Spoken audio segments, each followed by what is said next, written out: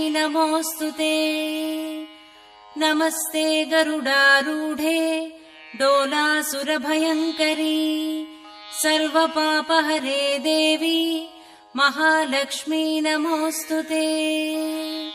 सर्वज्ञे सर्ववरदे सर्वदुष्टभयङ्करी सर्वदुःखहरे देवी महालक्ष्मी नमोऽस्तुते।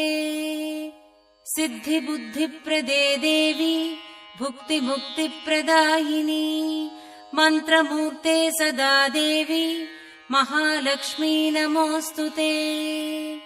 आद्यन्तरहिते देवी आदिशक्तिमहेश्वरी योगज्ञे योगसम्भूते महालक्ष्मी नमोऽस्तुते।